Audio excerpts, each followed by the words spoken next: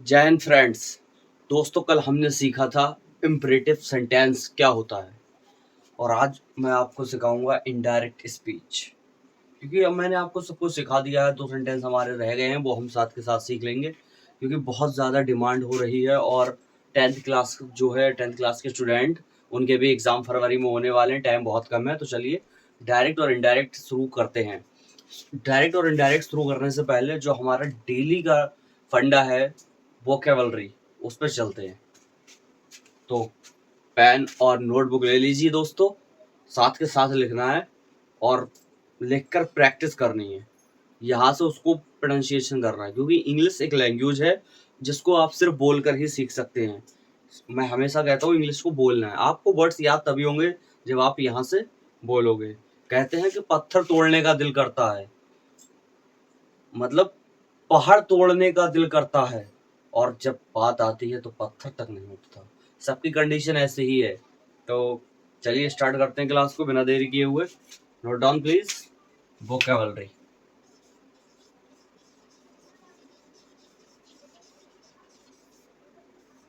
आज का जो हमारा पहला वर्ड है, और दोस्तों पहली बात ये है कि ये जो आज मैं वर्ड सिखाने वाला हूँ ये बहुत इंपॉर्टेंट वर्ड है जो हाई स्कूल में लगातार पूछे जाते हैं और इससे आपके चैप्टर में भी आता है। क्योंकि ये मैं 10th की बुक ही लेकर आया हूँ, इस बुक से मैंने कुछ वर्ड निकाले हैं जो मैं आपको दे रहा हूँ। 10th क्लास के स्टूडेंट्स अगर मेरी वीडियो देखते हो तो बहुत ही गौर देने वाली बात है, बहुत ही ध्यान से पढ़िए।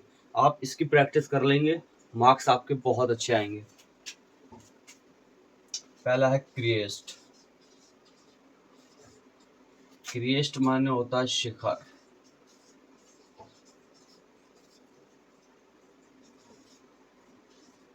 दूसरा है आपका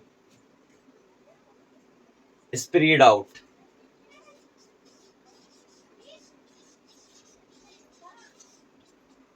स्प्रेड आउट का मतलब होता है बिखरे हुए।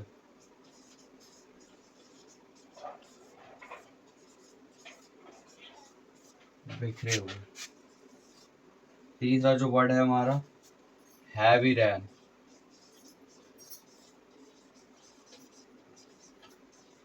मूसलाधार वर्षा।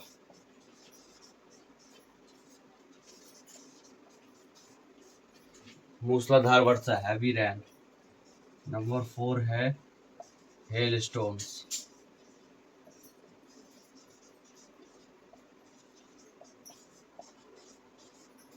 ओले। नेक्स्ट वर्ड है ओनली।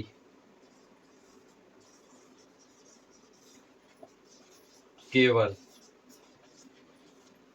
नेक्स्ट वर्ड है स्टार्ट। आरंभ।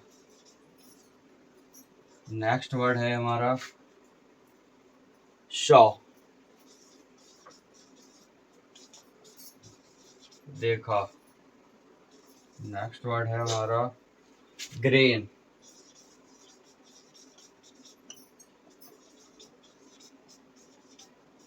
अनाज। लिखते रहिए, साथ के साथ लिखते रहिए।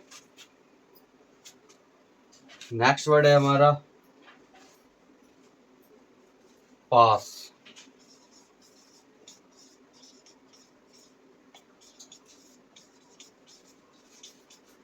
गुजरना। The last one is stay.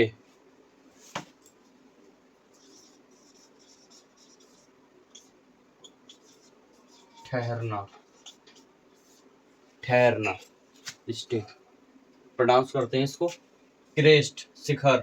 इसका साइनोनिम होता है टॉप। ये बहुत ही इंपॉर्टेंट है।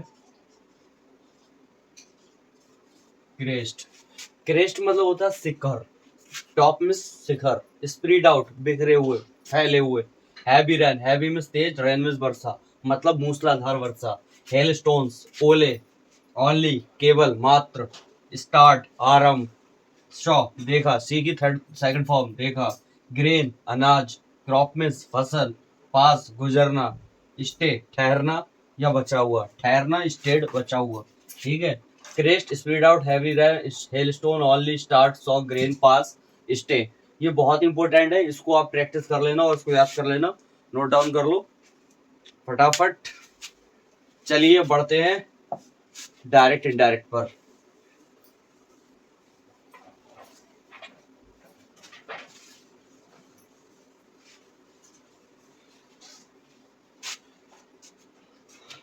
देखिए,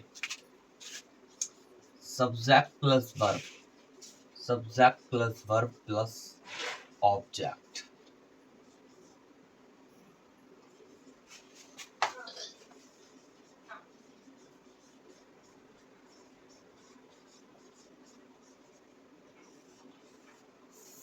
डायरेक्ट स्पीच, डायरेक्ट स्पीच का जो स्ट्रक्चर होता है वो ये होता है, इसको कहते हैं आरवी, इसको कहते हैं RS, reporting verb, reporting speech.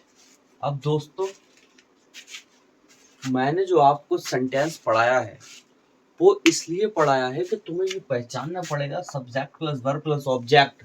यहाँ जो सेंटेंस यूज हो रहा है वो कौन से टाइप का है, किस टाइप का सेंटेंस है। असर्टिव है, इंटेरोगेटिव है, इंपरेटिव है, ऑप्टेटिव है, एक्सक्लेमेटरी है। जब आपको ये पता होगा तब आप ये मास्टर रूल जो कॉमाज हैं, इन्वर्टेड कॉमाज हैं, इनको हटा सको। और हटाने के बाद कनेक्टर क्या आएगा, इसलिए हमें ये पता होना बहुत ही इंपॉर्टेंट है दोस्तों। क्योंकि सब्जेक्ट प्लस वर्ब ये रिपोर्टिंग स्पीच होती है। जैसे कि मैं अभी एक आपको एग्जांपल देता हूं, he says I am honest. अब ही सेज, इसके साथ कोई ऑब्जेक्ट नहीं है और ही सेज ये प्रेजेंट इंडेफिनिट में है। तो प्रेजेंट इंडेफिनिट का नियम ये कहता है कि अगर ऑब्जेक्ट नहीं है तो जैसा है वैसा ही उतार दो। ठीक है सर, उतार दिया। अब सर ये मास्टर रूल हटने के लिए मैंने आपको एक नियम बताया था कि आपको शंकर जी के भगवान के दर्शन करने के लिए ये जानना बहुत जरूरी है कि ये किस कैटेगरी का है, जाति क्या है इसकी। अब देखो, असर्टिव है, आई एम ऑनेस्ट, मैं ईमानदार हूँ, तो हमें इसको हटा देंगे, साफ सी बात है, दैट आएगा। असर्टिव, ऑप्टेटिव, एक्सक्लेमेटरी के साथ क्या आएगा, दैट। आंख में बीच के दैट लगा दो अगर असर्टिव है, एक्सक्लेमेटरी है, ऑप्टेटिव सेंटेंस है। तो इन्वर्टेड कॉमास को हटा के क्या लगाओगे, दैट।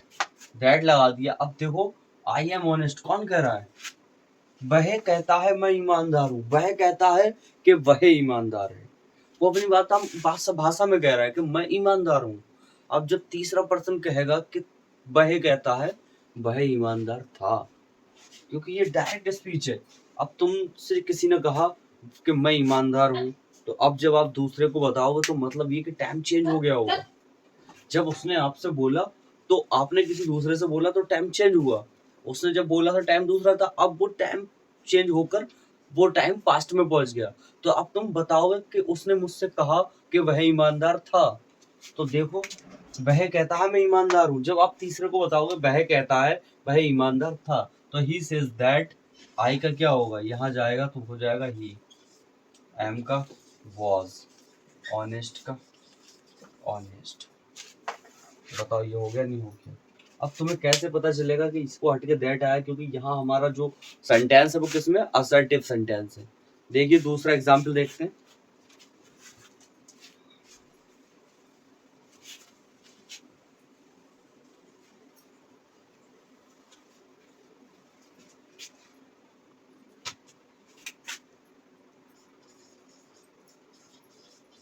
द पीपल से वी आर हंग्री। लोग कहते हैं हम भूखे हैं। कौन कहते हैं, लोग। अब तुम जब जाओगे तीसरे पर्सन को बताओगे तो कहोगे लोग कहते हैं वे भूखे थे, क्योंकि जब आपसे लोगों ने कहा तो टाइम दूसरा था, और जब तुम कहोगे तो टाइम पास्ट हो जाएगा। किसी भी बात को डायरेक्ट से इनडायरेक्ट जब बनाओगे तो ध्यान रखना time will be change, time हमेशा चेंज होगा।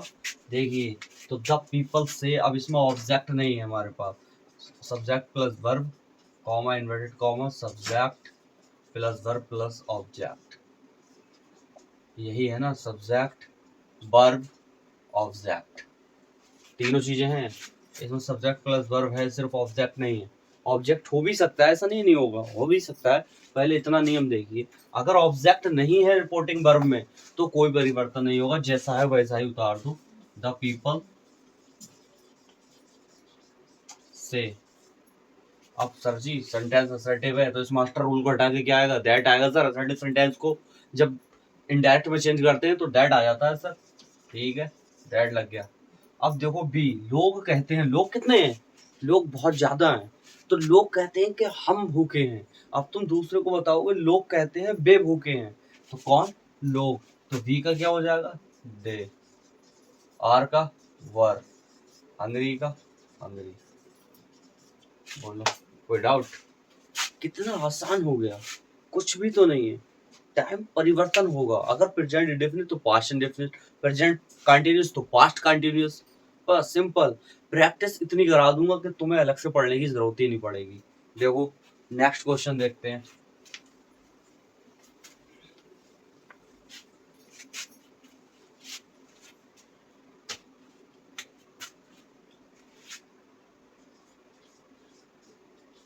Sita says to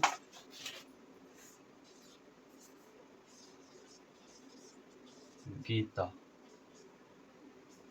I go to school. Sita Gita से कहती है मैं स्कूल जाती हूँ। अब तुम कहोगे सीता ने गीता से कहा कि वह स्कूल जाती है। अब ये देखो परिवर्तन कैसे होगा, इसमें ऑब्जेक्ट दे दिया और यहाँ सब्जेक्ट प्लस वर्ब है, लेकिन subject plus object, verb plus object यहाँ भी हो सकता है, कोई संदेह नहीं है। जब ऑब्जेक्ट हमारा दिया है तो हम प्रेजेंट इंडेफिनिट के टेंस को सेज का क्या कर देंगे, टेल्स, और से होता तो से का हो जाता टेल, और सैड का हो जाता है टोल्ड। ये समझ लीजिए बस। क्योंकि एक बात बताओ, सीता गीता से कहती है आई गो टू स्कूल, मैं स्कूल जाती हूँ, तो मतलब कहीं ना कहीं सीता गीता को बताती है, तो कहती है, तो सीता इनडायरेक्ट में तुम क्या कहोगे, सीता गीता को बताती है कि वह स्कूल जाती है। सीता ने गीता को बताया कि वह स्कूल जाती है। तुम जब कहोगे तो ऐसे थोड़ी कहोगे। अब तुमसे तुम्हारी माँ ने कहा आई लव यू, अब तुम किसी और के पास गए और तुमने उससे कह दिया आई लव यू, तो सर जी जाहिर सी बात है चाटा तो पड़ना ही पड़ना है। मतलब ये है, तुम कहोगे कि मेरी माँ ने मुझसे कहा कि वह मुझसे प्यार करती है। तुम किसी के पास जाकर ये थोड़ी कह दोगे कि मेरी माँ ने कहा मैं तुमसे प्यार करता हूँ या मैं तुमसे प्यार करती हूँ। यही होता है डायरेक्ट और इनडायरेक्ट। मतलब ये डायरेक्ट है, सीता ने गीता से कहा मैं स्कूल जाती हूँ। अब तुम जब तुम दूसरे पर्सन से कहोगे तो वो कहेगा कि सीता ने गीता को बताया वह स्कूल जाती है। तो देखो जब इसमें ऑब्जेक्ट है और जिसमें ऑब्जेक्ट होगा उसमें सेस का टेल्स होगा, नहीं होगा, दिल पे हाथ रख के बताओ, सेस का टेल्स होगा, से का टेल होगा, सेड का टोल्ड होगा। हाँ सर बिल्कुल होगा, सेस का टेल्स, से का टेल और सेड का टोल्ड। से का टेल, सेस का टेल्स, सेड का टोल्ड। ध्यान रखना, कब, जब ऑब्जेक्ट होगा, कब, जब ऑब्जेक्ट होगा। और जब ऑब्जेक्ट नहीं होगा तो जैसा है वैसा ही उतार देंगे, टिट फॉर टैट। देखिए तो सीता, सेस का क्या हो जाएगा सर जी, टेल्स हो जाएगा, नो प्रॉब्लम, टू हट जाएगा, गीता आ जाएगा, क्योंकि सेस टू का ही टेल्स हो जाता है, गीता टू की कोई वैल्यू नहीं रही। अब सर देखिए सर जी असर्टिव सेंटेंस, आके मीचो दैट लगा दो, मास्टर रूल, दैट, दैट लग गया। अब ये बताओ ईमानदारी के साथ बताना, ये आई जो है किसके लिए आई है। सीता ने गीता से कहा मैं स्कूल जाती हूँ, तो बताओ सीता ने गीता से कहा कि सीता स्कूल जाती है। हाँ सर, तो इसको काटो। अच्छा तुमने ये देखा लोग पढ़ाते हैं कि फर्स्ट पर्सन सब्जेक्ट के अनुसार चेंज होता है। सर ये जो अनुसार का कॉन्सेप्ट है ना, ये ही बच्चे को भटका देता है। अनुसार, मैं बताता हूँ आपको, जब भी आप सब्जेक्ट फर्स्ट पर्सन हो, फर्स्ट पर्सन, आई, तो उसको काटो और जो यहाँ है उसको देन यहाँ लाके उतारो, यही है अनुसार। बस अब बताओ जब आई काटोगे तो सीता आएगा या नहीं आएगा? हाँ सर बिल्कुल आएगा। आएगा या नहीं आएगा? आएगा। लेकिन ये रॉन्ग है। कहोगे कैसे सर? अभी बताते हैं, बस 1 मिनट। चलो मान लिया, लिख दिया सीता, गो का वेंट हो जाएगा, कोई दिक्कत नहीं सर। प्रेजेंट इंडेफिनिट है, पास्ट में जाएगा, वेंट हो जाएगा सर, कोई प्रॉब्लम नहीं। कहाँ जाती है? टू स्कूल जाती है सर। सही है सर। इसमें गलती क्या है? ये गलती है, और ये गलती है क्यों? ये बहुत बड़ा आज तुम कॉन्सेप्ट लेकर जाओगे, आज की बात कभी भी तुम्हें डायरेक्ट इनडायरेक्ट परेशान नहीं करेगा। देखो, फर्स्ट पर्सन सब्जेक्ट के अनुसार चेंज होते हैं, अनुसार नहीं। यहाँ जो भी है उसको काटो और जो यहाँ है उसको यहाँ सेम उतारो। अब यहाँ सीता था, हमने आई काट के सीता को उतार दिया, लेकिन गलत फिर भी क्यों हुआ? क्योंकि नाउन का नियम कहता है मुझे रिपीटेशन नहीं करोगे, मुझे रिपीट नहीं करोगे, मेरे बदले में मेरा चमचा ले जाओ, मेरा नौकर ले जाओ, मेरा प्रोनाउन ले जाओ। तो क्या करोगे? देखिए, आप है सीता टेल्स गीता दैट, तो सीता की जगह क्या लगाओगे? शी लगाओगे, क्योंकि सीता ऑलरेडी यूज हो चुका है। और नाउन कहता है कि तुम नाउन मेरा रिपीटेशन नहीं करोगे, मेरे बदले में मेरा नौकर ले जाओ, प्रोनाउन ले जाओ, चमचा ले जाओ। तो सीता टेल्स गीता दैट सी किसके लिए आया? वह स्कूल गई। सीता ने गीता को बताया कि वह स्कूल गई, क्योंकि उसने जब बताया तो टाइम दूसरा था, और अब जब तुम दूसरे पर्सन को बता रहे हो तो टाइम दूसरा है। यही होता है डायरेक्ट से इनडायरेक्ट। और मिलते हैं कल नेक्स्ट वीडियो में एक नए कॉन्सेप्ट के साथ। बढ़िया सीखो और बढ़िया लिखो, बढ़िया मार्क्स लाओ। इससे बाहर कुछ नहीं, प्रैक्टिस इतनी करा दूंगा, टेंशन बिल्कुल लेने की जरूरत नहीं है। जितने भी लास्ट ईयर के क्वेश्चन है सारे हल करा दूंगा, टेंशन बिल्कुल मत लो, बस तुम प्रैक्टिस करते रहो। और जो मैं वोकाबुलरी आपको प्रोवाइड करा रहा हूँ उस पर डेली बेस काम करते रहो। डेली सोने से पहले पढ़ो और उठने के बाद सोया को मॉर्निंग में, बस काम हो जाएगा। दिसंबर तक का टारगेट है तुम्हें इंग्लिश तुम्हारे मुंह से निकलवाना है। थूकोगे तो भी इंग्लिश में इंग्लिश निकलेगी, कुछ भी करोगे इंग्लिश मुंह से निकलेगी, इंग्लिश में सोचोगे, इंग्लिश में बोलोगे, इंग्लिश में खाओगे, सब कुछ करोगे इंग्लिश में। बस प्रैक्टिस करते रहो। Thanks for watching. जय हिंद।